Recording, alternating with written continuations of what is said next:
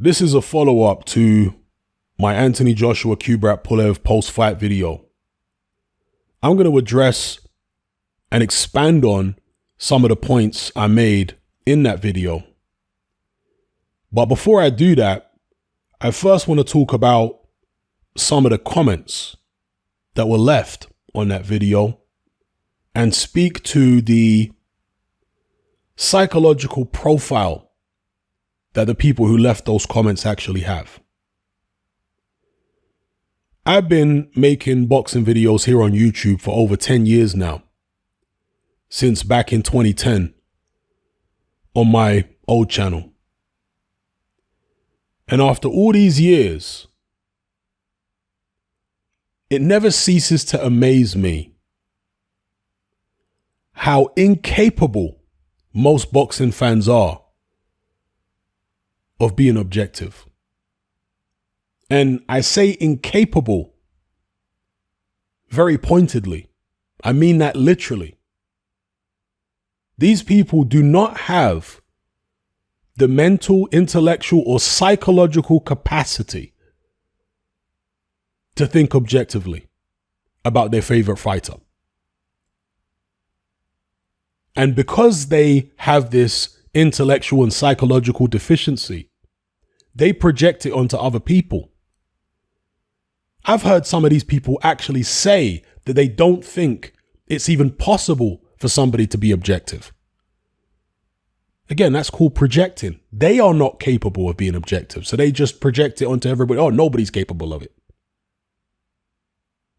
And therefore, in their minds, there's only two types of boxing fan. There are boxing fans who sycophantically and fanatically worship their favorite fighter and place them up on a pedestal like some type of deity. And then there are people who hate their favorite fighter for no good reason. There's nothing in between as far as these people are concerned. Anybody who comes across as polite, rational, reasonable, and offers any type of criticism at all is automatically a hater. They're just trying to hate by stealth. They're just not coming out and being upfront about it. This is their mentality.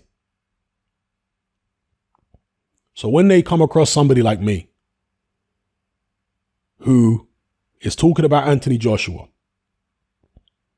and I'm giving the pros and the cons about his performance against Kubrat Pulev, they blow a circuit. You're hating. Why are you being so negative?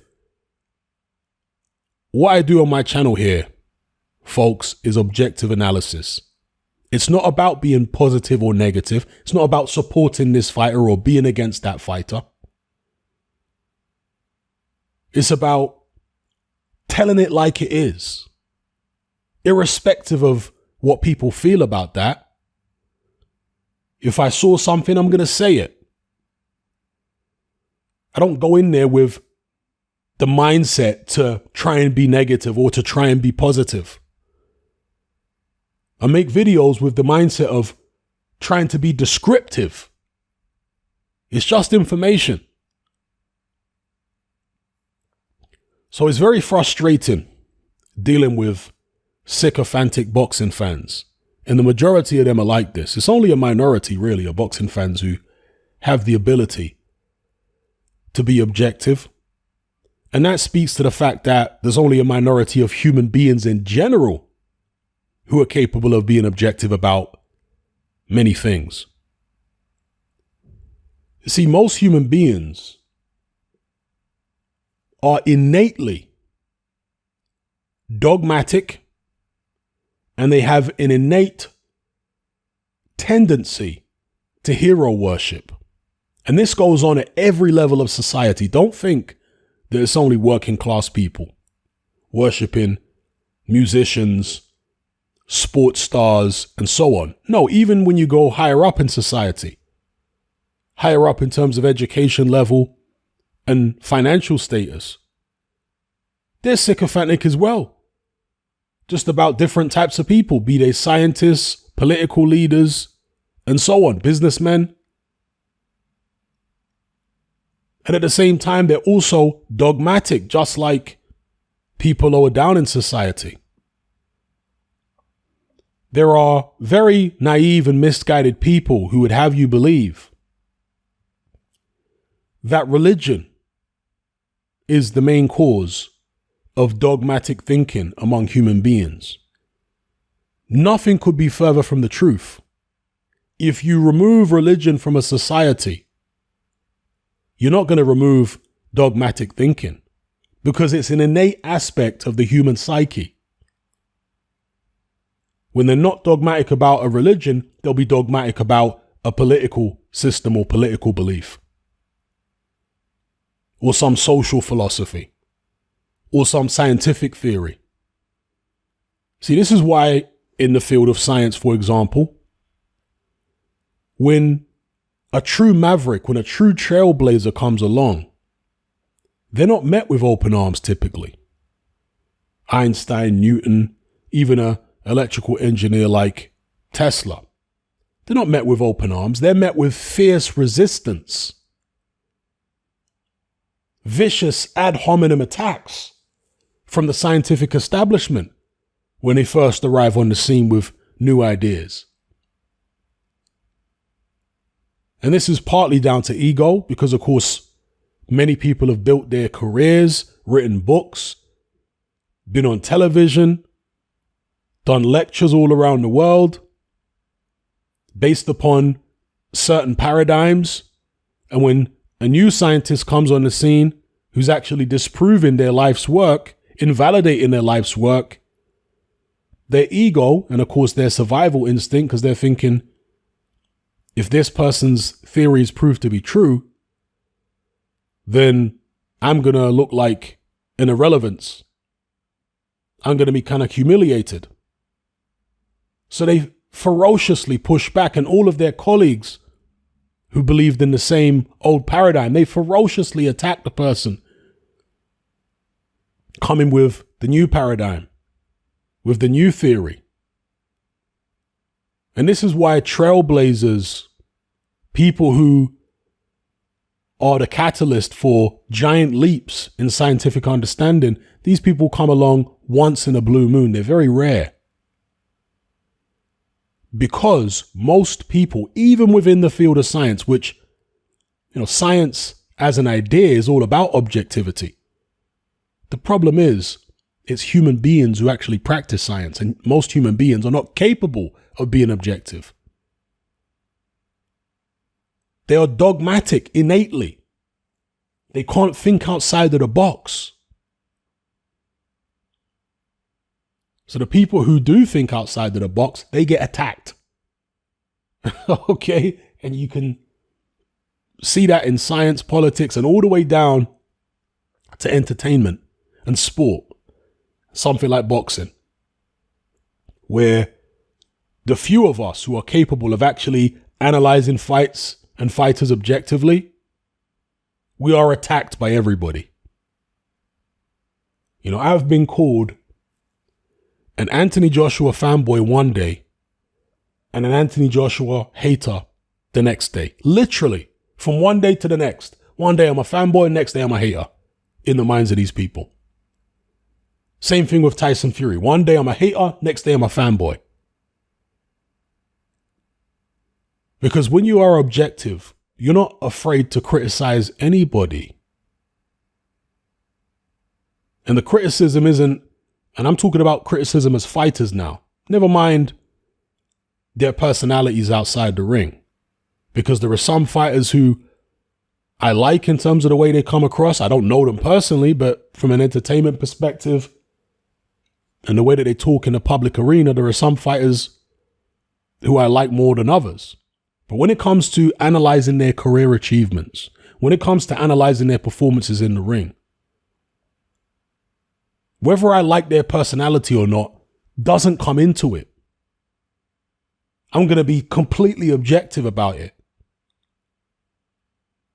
Where they're from, what color their skin is, what religion they are, irrelevant to me when it comes to analyzing a fight, how it actually went, how the person performed.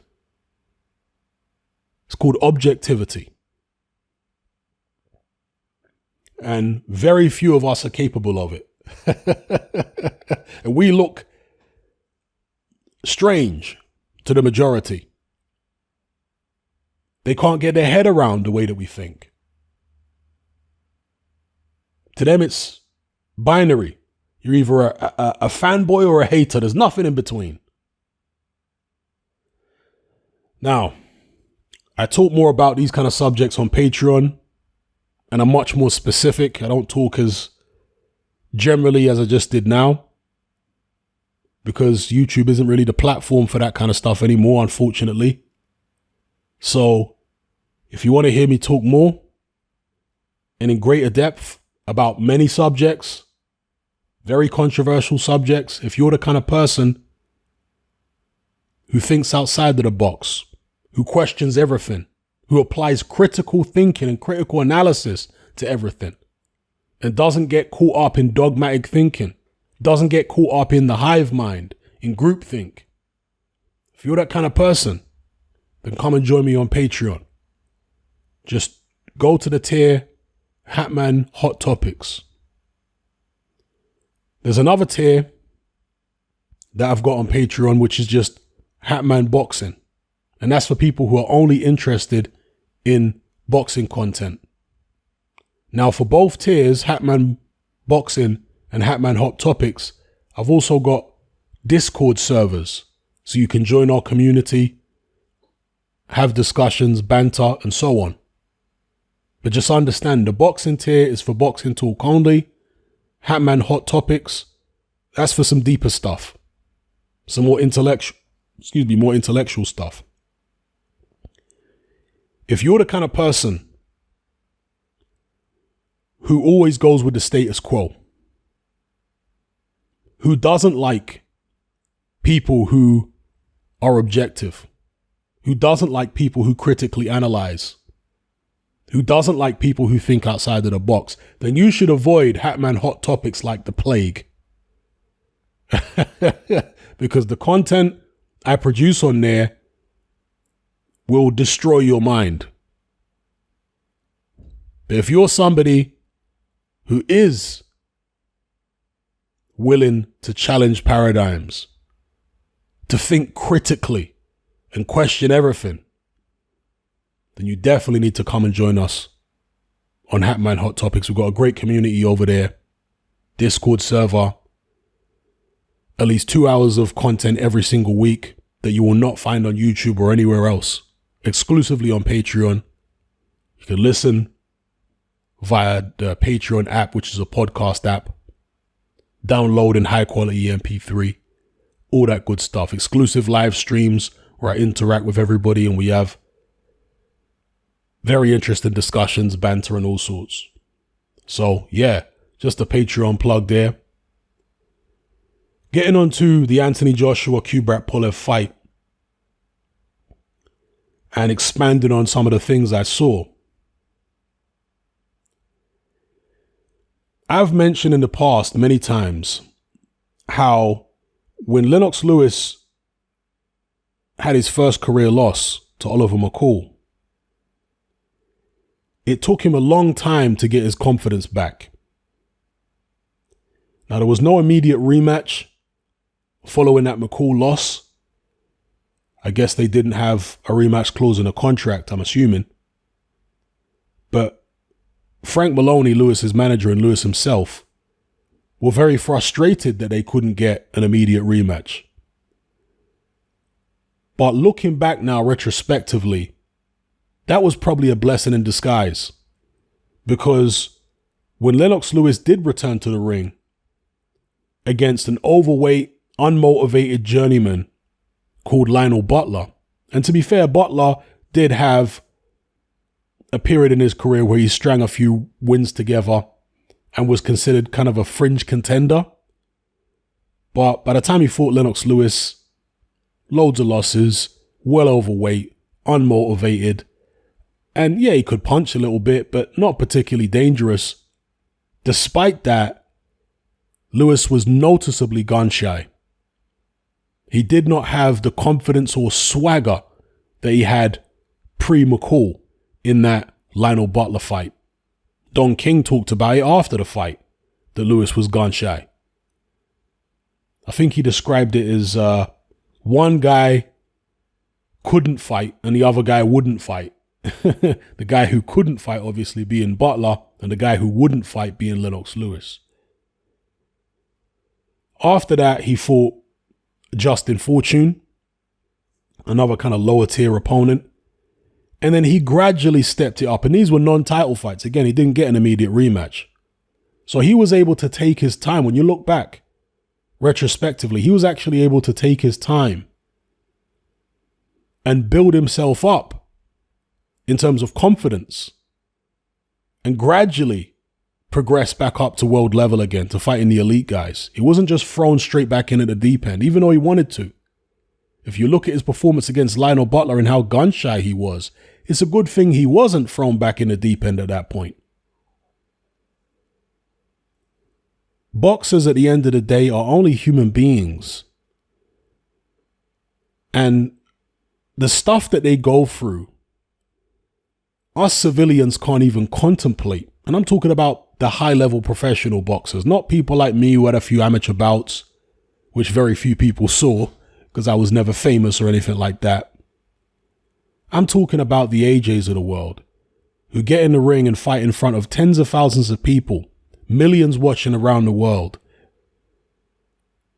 Same goes for Lennox Lewis, although he was never as popular as AJ. And when they suffer these humiliating knockout defeats, it's not just the trauma of getting knocked out like that. It's the fact that so many people are watching. And in the aftermath, so many people write them off. So many people remind them of their shortcomings. You got knocked out. You've got no chin. This, that, and the other. You're terrible, especially in today's world with social media. And people have unrealistic expectations, thinking that fighters should just be able to get over humiliation and devastating defeats like that overnight. That's not realistic. The average person certainly couldn't do it. And most top-level boxers are mentally stronger than the average person, but they still can't do it immediately. They still can't get over something like that straight away, most of them. Especially if they haven't been through anything like that before, which AJ hadn't as a pro.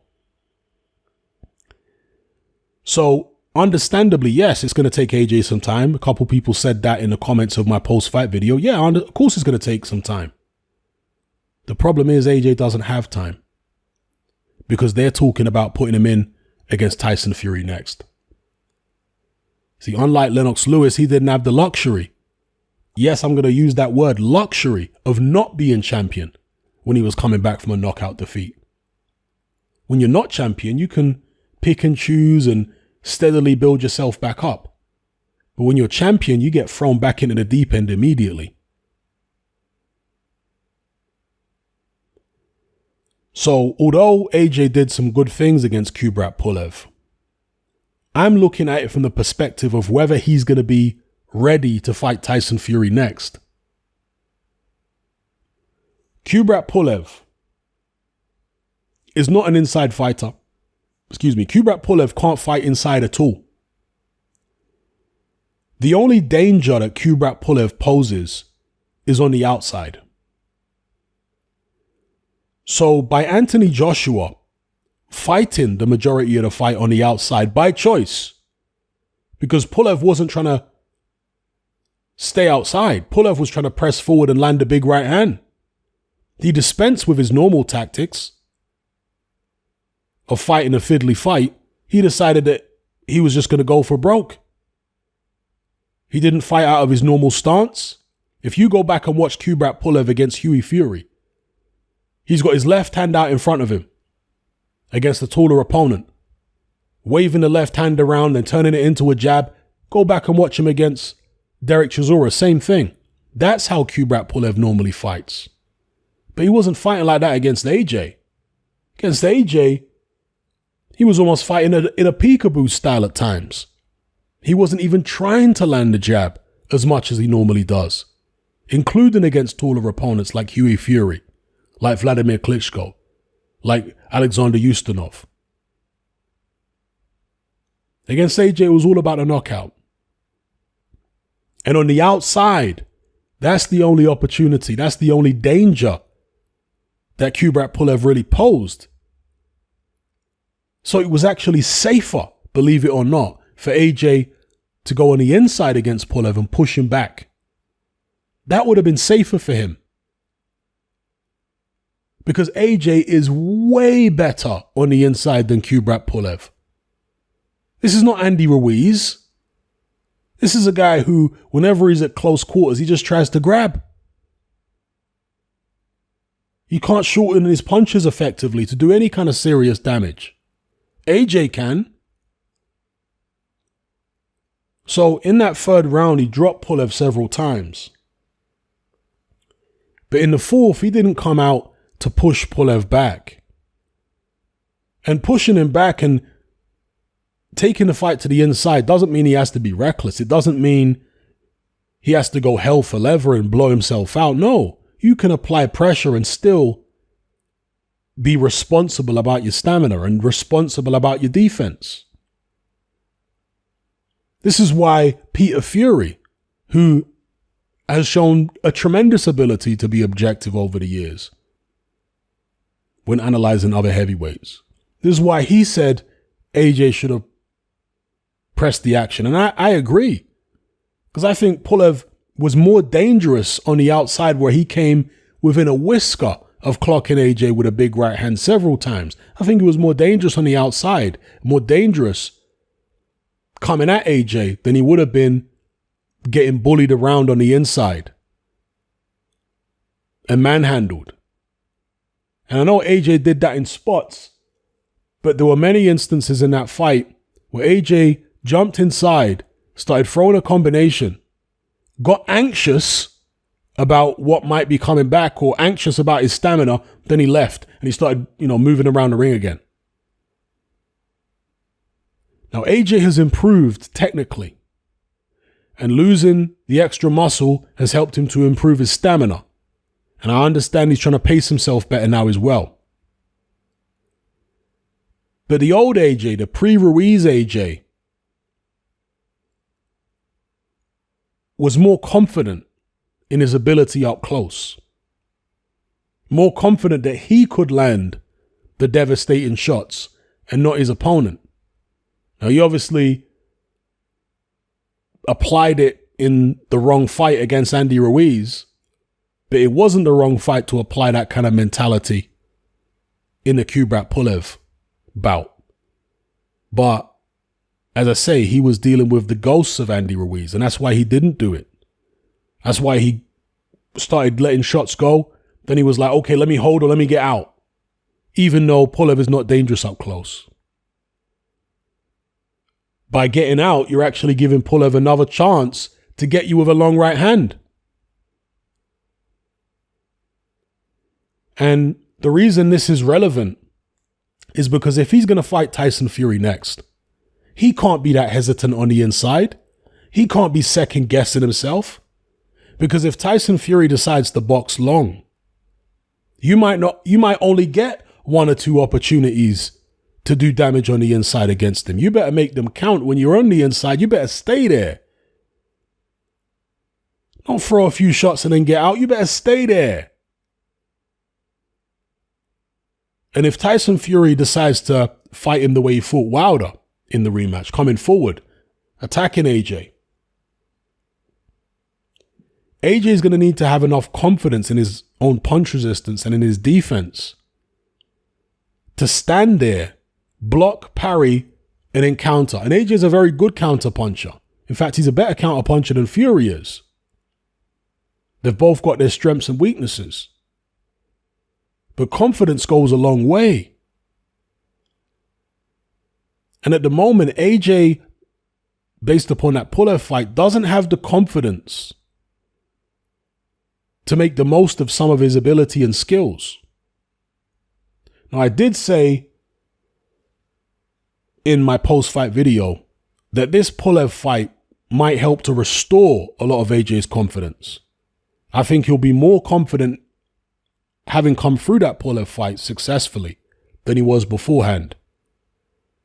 And I'm assuming he's going to then carry that into the Tyson Fury fight. But will he be back to 100% confidence? The kind of confidence he had prior to Ruiz 1? I have my doubts. And he's going to need to be 100% confident, in my view, to beat Tyson Fury. Can't be a thing where you're like, oh, get on the inside, throw a few shots. Oh, he's not knocked out. Oh, let me get out of here. No. Tyson Fury will take advantage of that. Tyson Fury will smell that fear. He'll smell that insecurity, that lack of self-belief, and he'll punish you for it. See, I'm just being objective. It's not about, oh, you're not being positive enough about AJ. I'm just looking at what I actually saw and thinking about how that's going to translate over to the Tyson Fury fight.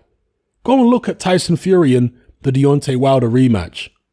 Compare his body language, how assertive he was against a much more dangerous opponent than Kubrat Pulev in terms of punching power and speed and how prolific they are with their right hand. And Fury pushed the issue against Wilder. You didn't see the trepidation in his eyes that you saw in Anthony Joshua against Pulev. You didn't see the anxiousness. None of that. You saw supreme confidence. AJ has the ability, I've said this all along, he has the ability to beat Tyson Fury. But right now, I'm not sure whether he's got the confidence to actually utilize that ability in the most effective way.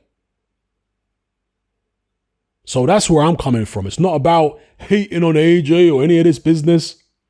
It's about being realistic about what I saw. So it is what it is. Yes, AJ is a human being. We have to give him time, but he doesn't have time. They're talking about putting him in with Fury next. So he better have got 20, 30, 40% extra confidence from that Pulev fight, or he's not going to beat the Gypsy King. Let me know what you guys think in the comments below. And again, check me out on Patreon. If you want extra boxing content, if you want all of my YouTube videos as MP3s, where you can listen to them on a podcast app, download them in high quality, and also get exclusive live streams, etc., and access to a Discord server where you can talk to like-minded boxing fans. Check out Hatman Boxing Extra on Patreon. And if you're somebody who likes to dive deeper and think critically about all types of different topics, then check me out on Patreon on the Hatman Hot Topics tier. Or there's another tier called Hatman The Whole Shebang, and that is a combination of all the content from the boxing tier and all the content from Hatman Hot Topics combined. So come and check us out on Patreon. I say us because it really is a community of us over there. On the Hot Topics tier, you get a minimum of 2 hours of content every single week. And you get access to my entire back catalog of old material, including Confessions of a Nightclub Bouncer. That's all on there. At this point, there are hundreds and hundreds and hundreds of podcast episodes that I've done on Hatman Hot Topics. Going back to, God, when was it I started? Was it 2018, 2017 I started on Patreon? It's been a long time now. But yeah, definitely check us out on there. And until next time, I'll catch you on my next YouTube video, if not Patreon. I'm out.